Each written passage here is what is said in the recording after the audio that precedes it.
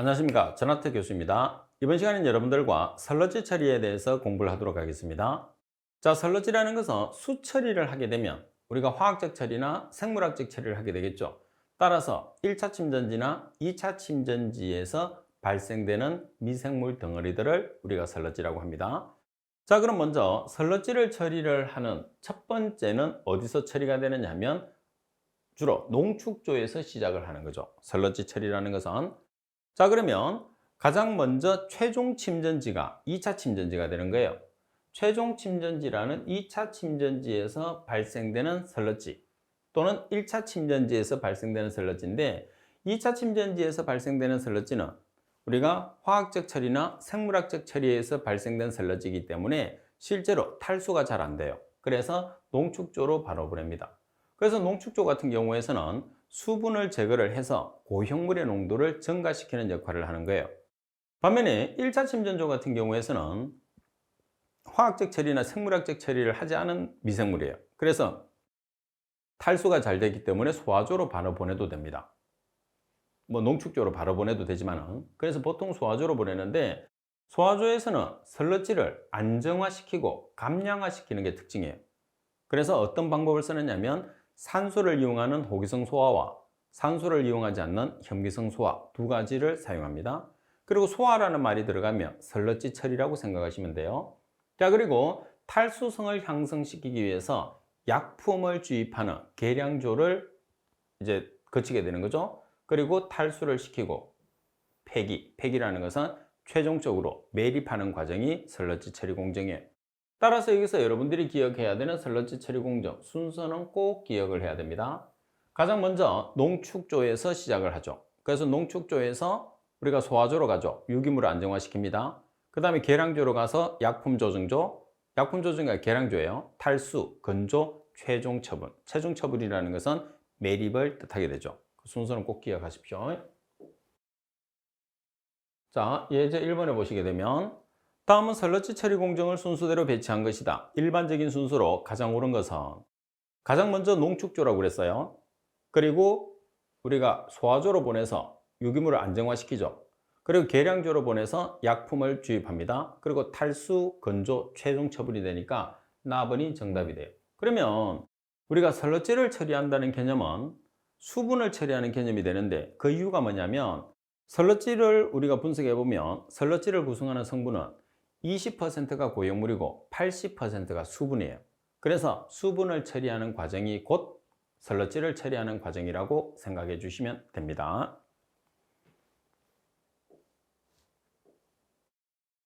자, 그러면 농축 방법들을 한번 살펴볼게요. 자, 가장 먼저 중력 농축이 있는데, 각 농축 방법마다 1차 설러지를 농축하느냐 아니면 2차 설러지를 농축하느냐를 구별하는 것이 가장 중요합니다. 자, 먼저 중력식 농축에 보시면 구조가 간단하고 유지관리가 용이합니다. 그리고 1차 설러지 농축에 적합하다는 게 중력 농축입니다. 잘 기억해 놓으세요. 자, 1차 설러지 농축에 적합하니까 익녀 설러지 농축에는 부적합해요. 여기서 익녀 설러지라는 게 2차 설러지를 의미합니다. 자, 그리고 악취가 발생하는 게 특징입니다. 만약에 여기서 익녀 설러지, 2차 설러지를 우리가 농축할 경우에서는 소요 면적이 커진다는 단점을 가지고 있는 게 중력식 농축입니다. 자, 반면에 부상식 농축을 보시게 되면 고형물 회수가 높고 익녀 설러지 처리가 효과적이에요. 그러면 익녀 설러지 처리가 효과적이라는 것은 몇 차성 설러지를 처리한다는 거죠? 2차 설러지를 처리한다는 거예요. 그죠? 자, 그리고 마찬가지 악취가 발생하는 단점이 있습니다. 그리고 동력비가 많이 들고 소요 면적이 상당히 커져요. 자, 그리고 실내에 설치했을 때는 부식이 발생하는 단점을 가지게 됩니다. 자, 문제 2번. 하수 설러지 농축 방법 중에서 부상식 농축의 장단점으로 틀린 것은 갑은 익녀 설러지 농축에 부적합하다. 자, 익녀 설러지가 몇 차 설러지? 2차 설러지. 2차 침전지에서 발생하는 설러지. 그러면 부상식 농축 같은 경우에서는 익녀 설러지 처리에 적합하나요? 부적합하나요? 적합하죠. 그래서 가번이 틀렸어요. 그 다음에 소요 면적이 크고 실내에 설치할 경우에 부식 문제가 유발되고 약품 주입 없이 운전이 가능하다는 특징을 가지게 되는 거죠. 가번이 정답. 자, 그리고 세 번째, 원심분리 농축이죠. 자, 원심분리 농축이라는 것은 원심력의 원리를 이용을 했다고 생각을 해주시면 됩니다. 잉여 설러지 처리에 효과적이죠. 그래서 2차 설러지 처리에 효과적이다. 그래서 2차 침전지에서 발생한 설러지입니다. 그리고 운전 조작이 용이하고 소요 면적이 작게 들어요. 그리고 악취가 작은 게 원심분리 농축의 특징이다. 이렇게 볼 수가 있습니다. 자, 반면에 고농도로 농축이 가능하고 그리고 시설비가 고가고 약품 주입 없이 운전이 가능한 게 특징이죠.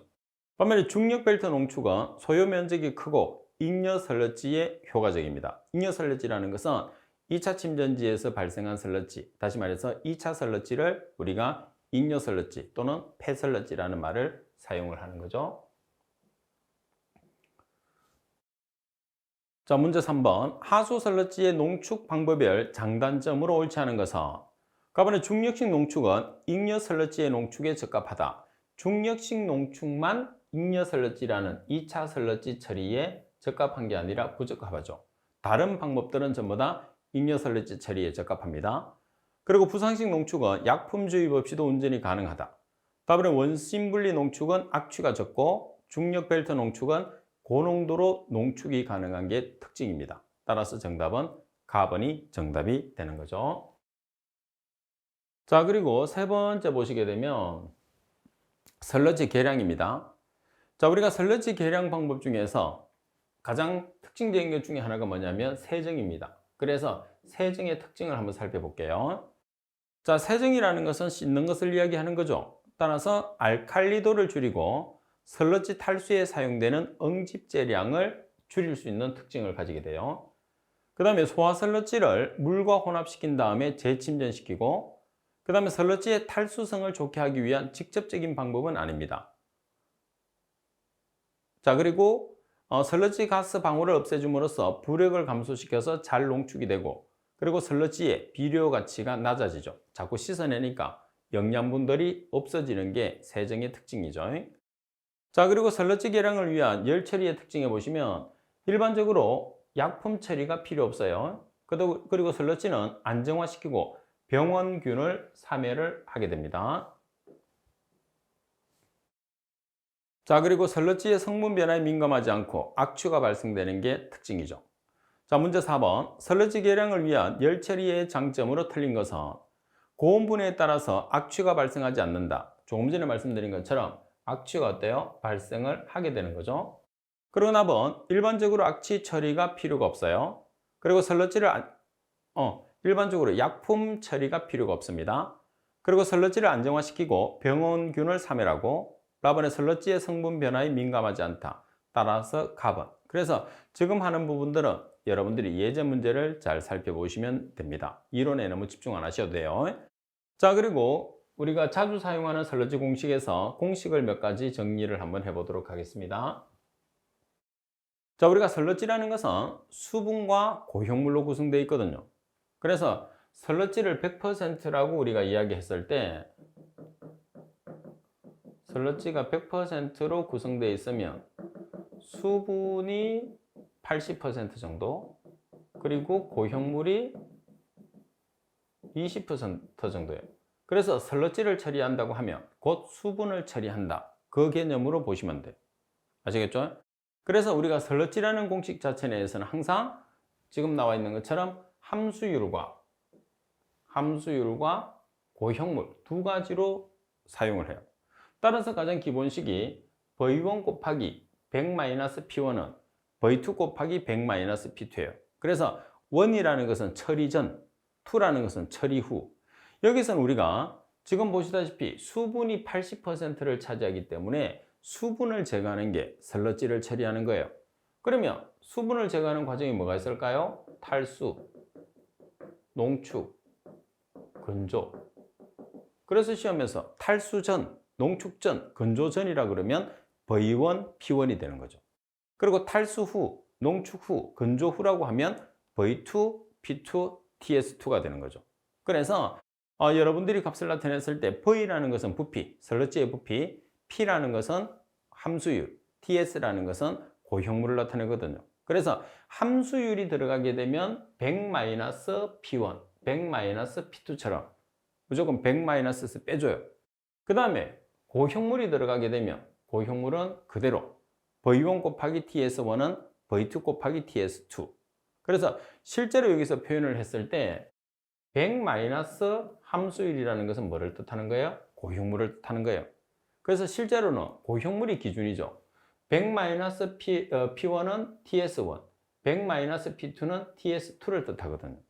근데 왜 여기 있는 이 식을 주로 사용하지 않고 이 식을 주로 쓰느냐?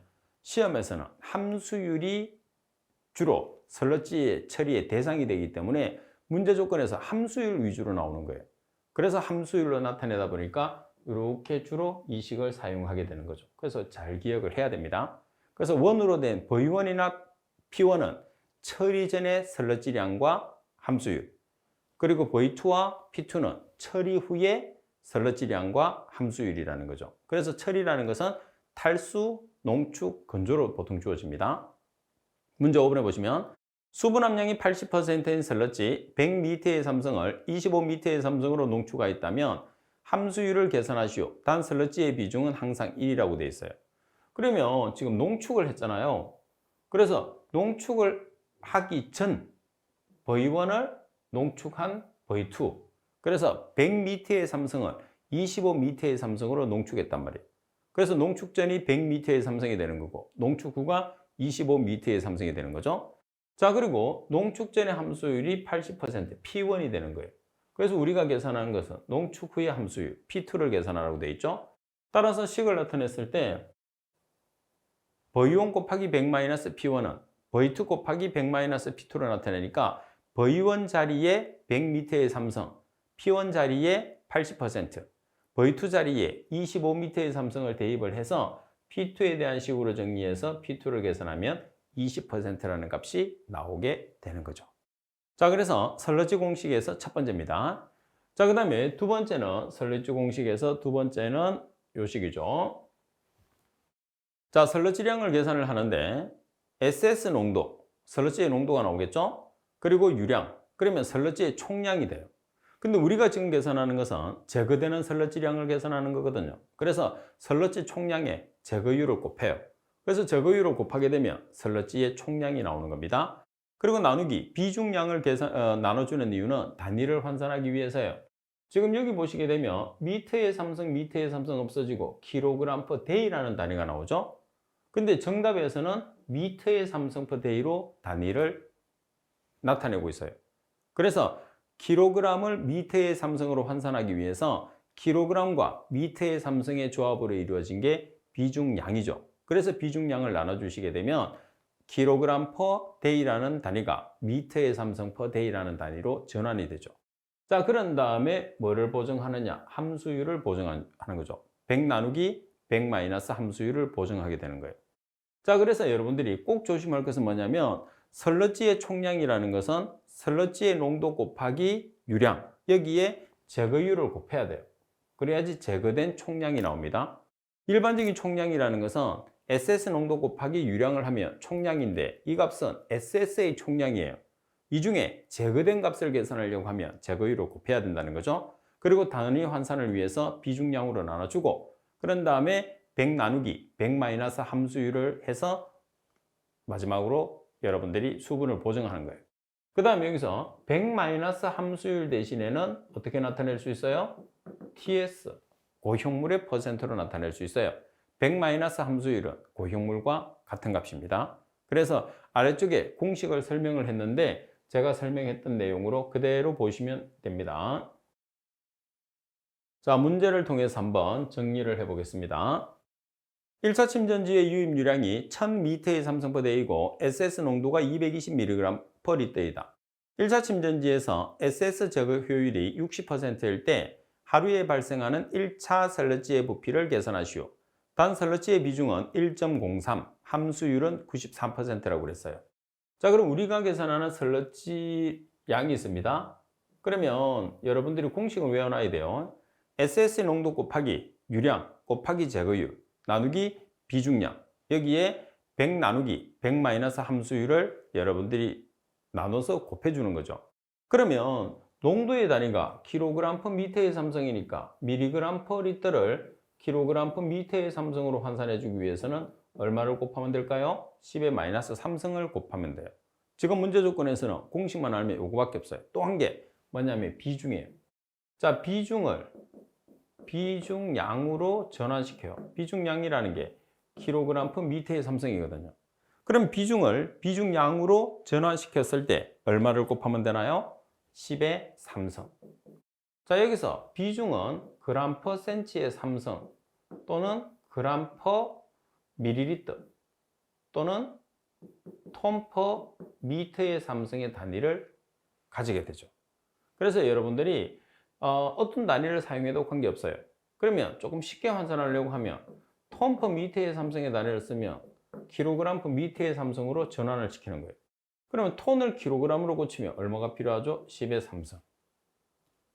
그리고 또 우리가 이제 자주 사용했기 때문에 비중의 10의 3승을 곱하면 비중량이 된다는 것은 여러분 누구나 알고 있어요. 가장 대표적인 예가 뭐냐면 물입니다. 물. 자, 물의 비중이 얼마죠? 1.0이에요. 그러면 물의 비중량이 얼마죠? 1000kg/m의 삼성이에요. 그러면 지금 1이 1000이 됐으니까 비중량으로 전환했을 때 얼마를 곱한다는 소리예요? 10의 3승을 곱한다는 소리하고 동일하죠. 자, 그러면 이제는 대입을 해 보겠습니다. 지금 여기서 1.03이라는 것은 1030kg/m의 삼성의 비중량이 되는 거니까, 그죠? 자, SS 농도가 220mg/L예요. kg/m의 삼성으로 환산하기 위해서는 얼마가 되는 거죠? 0.22kg/m의 삼성이 되는 거죠. 자, 그리고 유량이 1000m의 삼성 per day. 그리고 제거 효율이 60%니까 0.6을 대입을 합니다. 나누기 단위를 보정하기 위해서 비중량 1030kg/m의 삼성으로 나눠줬어요. 자, 그런 다음에 100 나누기 100 마이너스 함수율 94%죠. 따라서 곱하게 되면 얼마가 되느냐 하면 2.14 m의 삼성 per day라는 값이 나오겠죠. 2.14. 그래서 문제 6번의 형태에서는 시험에서 상당히 잘 나오기 때문에 여러분들이 꼭 숙지를 해 주셔야 됩니다. 자, 그리고 세 번째, 슬러지의 비중 구하는 문제입니다. 자, 슬러지의 비중을 계산했을 때 슬러지를 구성하는 요소는 뭐라고 그랬어요? 수분과 고형물이 있다고 그랬어요. 그래서 여러분들이 계산했을 때 위쪽에는 함량을 집어넣습니다. 그리고 아래쪽에는 비중을 집어넣어요. 자, 그러면 슬러지라는 것은 우리가 식을 만들었을 때 슬러지라는 것은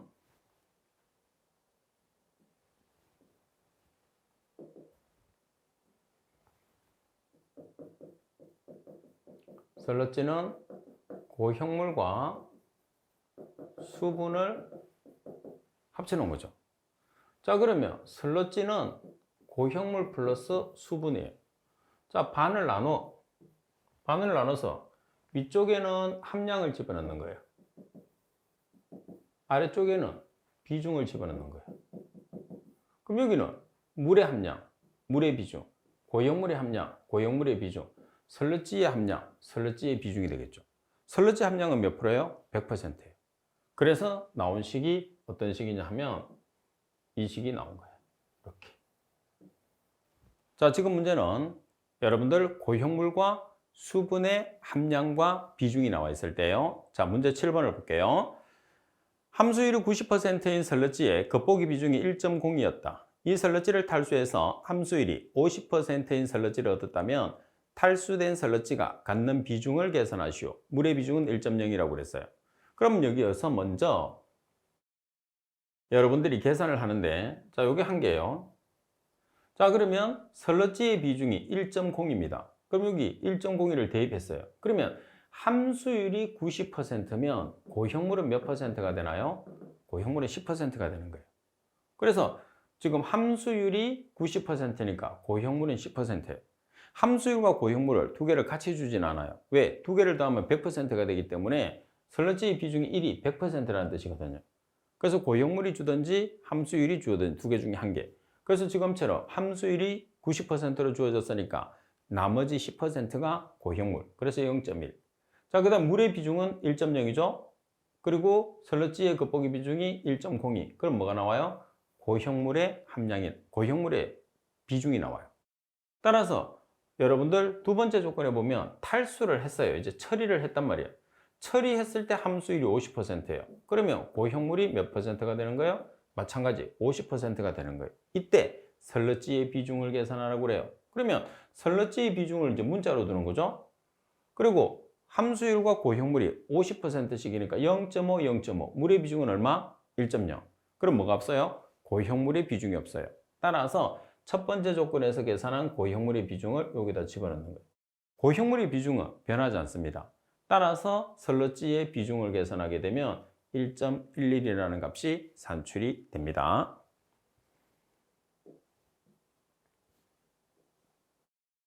자, 그리고 두 번째 보시게 되면, 자, 우리가 설러지의 비중을 계산하는데 지금 3번씩과 다르게 4번씩은 우리가 고형물을 두 개로 나눴어요.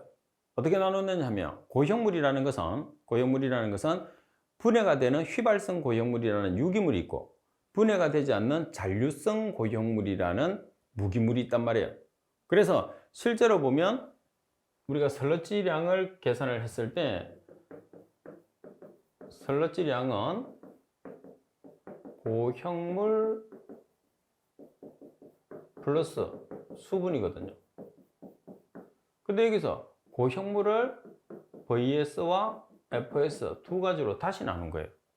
VS라는 것은 간단하게 휘발성 고형물이 되는 유기물, FS는 잔류성 고형물이 되는 무기물을 뜻하거든요.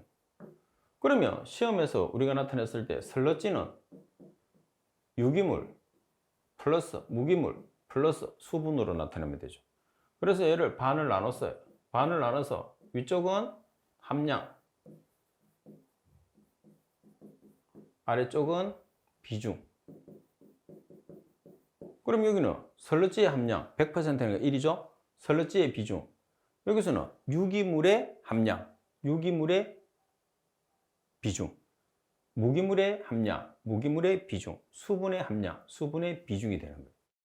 자, 여기서 조심할 거는 뭐냐면 유기물이라고 하면 고형물의 몇 퍼센트, 무기물이라고 하면 고형물의 몇 퍼센트라는 것을 조심해야 돼요. 자, 그러면 이 내용은 문제를 통해서 여러분들이 보면 확연히 나타낼 수 있어요. 그래서 공식을 만드는 방법을 기억하는 게 중요해요. 그래서 이렇게 공식을 만들면 여러분들이 이렇게 되거든요. 자, 이렇게 나타내면 여기서 100이 들어가게 되면 함량이 전부 다 퍼센트로 들어가야 됩니다. 만약에 1이 들어가게 되면 퍼센트를 떼고 대입을 하시면 돼요. 아시겠죠? 자, 그래서 문제 8번을 통해서 한번 정리를 할 수 있도록 하십시오.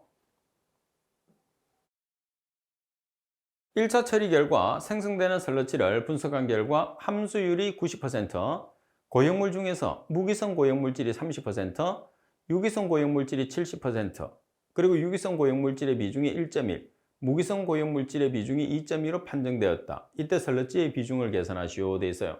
자, 그럼 세 가지로 나눈다고 그랬잖아요. 그죠? 자, 설러지는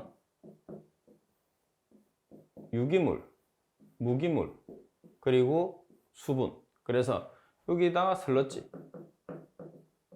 유기물, 무기물, 수분 이렇게 적어 놓으세요.